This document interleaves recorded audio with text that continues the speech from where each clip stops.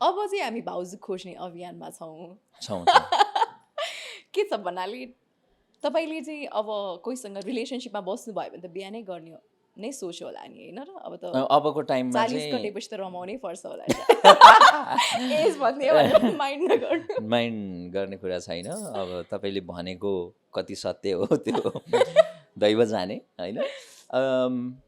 होइन अब यस्तो हो, हरेकचोटि लभ पर्दाखेरि यो मान्छे चाहिँ मेरो भविष्य नै हो, मेरो जीवनसाथी नै हो भन्ने नै फिल हुन्छ। लभ हो भने है, अब लभ रियल लभ हो भने, अब लभ रियलै हुन्छ होइन। त्यो अवस्थामा पक्कै पनि जीवनसाथी नै बनाउँछु, मेरो लाइफ पार्टनर नै हो भन्ने नै सोच हुन्छ नि अफकोर्स होइन। मेरो अबको सोच पनि त्यही नै हो। तर कहिलेकाहीँ त्यही परिस्थिति तपाईँको काबुमा मात्रै हुँदैन, तपाईँले मात्रै सोचेर हुँदैन, उहाँले मात्रै सोचेर पनि हुँदैन। र अब अहिलेको जमानामा अलिअलि के भन्ने त्यसलाई, अब अन्डरस्ट्यान्डिङको केही फेजहरू चाहिँ क्रस गर्नुपर्छ होला जस्तो लाग्छ। अनि धेरै कुराहरू मिल्नुपर्छ होला, केमिस्ट्री मिल्नुपर्छ होला होइन। अनि यो मान्छेको रियल बानी के हो त, मलाई रियलमा हजुर भन्नुहोस्। तपाईँलाई आफैलाई चाहिँ मेरो यो बानीले गर्दाखेरि चाहिँ सायद युवतीहरू मसँग बसिराख्न सक्दैनन् कि भनेर जस्तो कहिले फिल भएको छ? मेरो त्यस्तो किनकि खराब जानेर आउने कुराहरू त भइरहेछ नि त। त्यस्तो धेरै पनि छैन जति तपाईँले गेस गर्नु भएको छ। तपाईँ होइन, र मेरो बराबर छ होला क्या। मलाई त्यस्तो लाग्छ है। होइन, ठिक छ। ठिक छ, यो स्वीकार्यता आयो है यहाँ। यो कुरामा म तपाईँको पडकास्टमा तपाईँले मलाई अब जहिले योग्य ठान्नुहुन्छ त्यो दिन बोलाउनु भयो भने क्वेसन गर्नु दिल खोलेर भन्ने, दिल खोलेर भन्ने नि, किन झुट बोल्ने? म त एकदमै रियल मान्छे नै हो। एकदमै ठुलो असर पर्ने कुरा छ भने चाहिँ सायद मैले त्यो चिजलाई कभर गर्छु होला। ओके। तर असर नपर्ने कुराहरू छन् अनि मेरो व्यक्तित्वका कुराहरू छन् भने चाहिँ म भन्छु किन लुकाउने? मेरो फ्यामिलीलाई थाहा छ, मेरो आफन्तलाई थाहा छ, मेरो क्लोज फ्रेन्डहरूलाई थाहा छ भने ओके मैले त्यो चिजहरूलाई कति दिन हाइड गर्न सक्छु जस्तो लाग्छ कि। अब मेरो त हेर्नुहोस्, म त यस्तो खुला किताब हो, मैले अहिलेसम्म त्यस्तो लुकाएको केही कुराहरू पनि छैन। मैले पूर्व प्रेमिकाहरूको बारेमा पनि स्पष्ट भनेको छु। उहाँहरूको त्यो एउटा प्राइभेसी म्याटरको कारणले नाम भन्न मिल्दैन, त्यो त्यति नैतिकता ममा पनि छ। त्यो हुनुपर्छ सबैजना होइन, त्यो त्यति नैतिकता त हुनु पर्यो, त्यति सचेत त हामी हुनु पर्यो नि त। त्यो त फेरि कसैको पर्सनल लाइफलाई ह्याम्पर हुने कुरा त गर्नु भएन नि त। सो त्यो कुराहरूमा पनि म एकदम क्लियर छु। अब मेरो पारपाचुकेको कुरा पनि एकदम क्लियरली छ। मेरो छोरा हुनुहुन्छ, त्यो कुरा मेरो आफ्नै ब्लग मार्फत पनि म देखाइरहेको हुन्छु। सो अनि मेरो अब मलाई के चिज मनपर्छ, मैले कति कमाइ गरेँ, म के हो, म कस्तो खालको ब्याकग्राउन्डबाट आएको, मेरो आर्थिक स्थिति विगतमा कस्तो थियो, इति वृत्तान्त, मेरो इतिहास, वर्तमान र भविष्य सबै नै मानिसलाई थाहा छ भनिसकेपछि त अफकोर्स त्यही होइन, म खुला किताब हो। मलाई मेरो विगत भन्न, मेरो वर्तमान भन्न र मेरो फ्युचरको सोचहरू बारेमा भन्न पनि म जे हो म चाहिँ त्यही हो क्या। म जस्तो क्यामेरामा देखिन्छु लगभग 90% चाहिँ म त्यस्तो नै हो।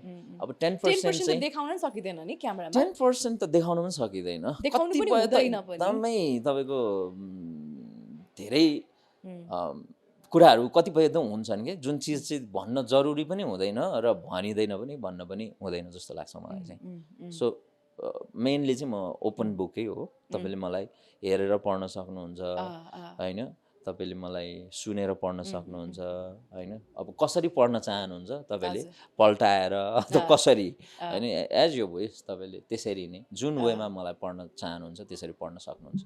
तपाईँ रिलेसनसिपमा हुनुहुन्छ कि सिङ्गल हुनुहुन्छ? अहिले चाहिँ म सिङ्गल नै छु। अहिले चाहिँ किनभने म छु भने त, म भएको भए त मेरो मान्छेले त मलाई त मारिहाल्छ नि होइन। आजै ब्रेकअप होला फेरि, आजै ब्रेकअप भइहाल्छ नि। तर त्यही अब कुराहरू चाहिँ हुन्छन्। फेरि नेपालमा चाहिँ के छ भन्दाखेरि चाहिँ लभ गर्नुभन्दा अगाडि बिहाकै बारेमा सोचिन्छ होइन। एकदम कम मान्छेहरू होला जसले लभलाई त्यतिकै टाइम पासको रूपमा लिन्छन्, प्रायःले विवाहसँगै कनेक्ट गरेर लभ गर्छन् होइन। तपाईँको अब रिलेसनसिपहरूमा चाहिँ जातले म्याटर गर्छ कि गर्दैन? किनभने नेपालमा अहिले पनि जात छ नि। जातले मलाई त्यति धेरै चाहिँ म्याटर गर्दैन। तर मेरो मम्मीलाई एकचोटि मैले कन्भिन्स चाहिँ गर्नुपर्छ होला होइन। उहाँको कति एज हुनुभयो मम्मी? 73।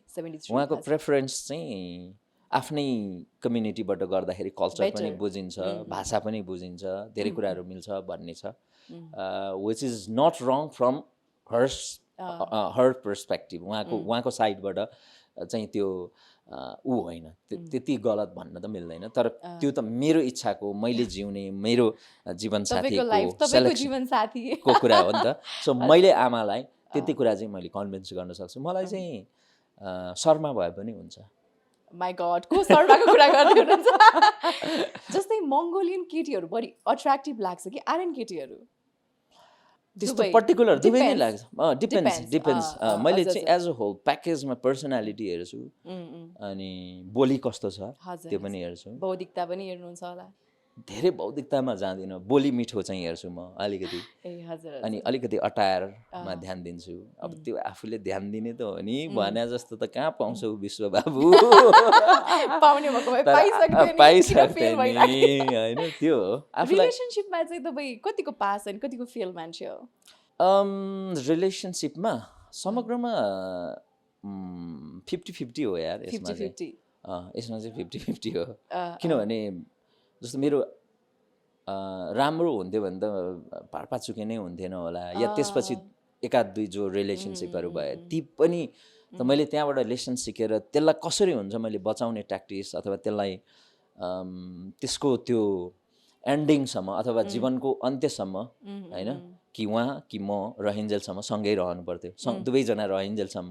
अब एकअर्का मृत्यु नै भइसकेपछिको त अर्को कुरा भयो होइन जीवन रहन्जेलसम्म सँगै रहने वातावरण किन बनाउन सकिएन होला तर अब यो मलाई लाग्छ एभरेजमा एउटा मान्छेको जीवनमा 2-4वटा असफल प्रेम चाहिँ त्यसको कहानीहरू चाहिँ चाहिन्छ भन्दा पनि हुन्छ चाहिन्छ जस्तो पनि लाग्छ मलाई चाहिन्छ किनभने पनि एक दुईटा असफल प्रेम भयो भने चाहिँ मान्छेले धेरै कुरा सिक्छ नि है जस्तै के सिक्नु भएको छ तपाईँले भन्नु त होइन मलाई भन्नु न होइन, मलाई कस्तो सिकाइदिनु न लाग्छ भने कुनै पनि चिज असफल भइसकेपछि धेरै ठुलो चोट लाग्छ कि त्यो धेरै ठुलो चोटबाट मान्छेले चाहिँ एकदमै बलियो हुन सिक्छ एकदमै सकारात्मक हुन सिक्छ अब एक्सपेक्टेसन नगर्न सिक्छ अनि हरेक लडाइँहरूमा चाहिँ उसले पोजिटिभ कुरा खोज्न सिक्छ जस्तो लाग्छ है मलाई चाहिँ ट्रु ट्रु ट्रु ट्रु होइन असफलता चाहिन्छ जस्तो लाग्छ कस्तो खालको युवतीहरू चाहिँ एकदम आकर्षक लाग्छ मलाई एकदम सिम्पल जस्तो तपाईँ जस्तै कुर्ता सलवार लगाएको चटक्क कपालमा सिम्पल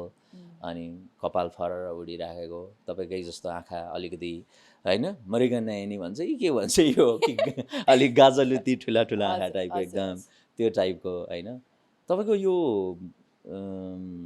के हो यो आँखा अलिकति खैरो खैरो छ यस्तो खालको आँखामा पनि मेरो एकदम धेरै छ है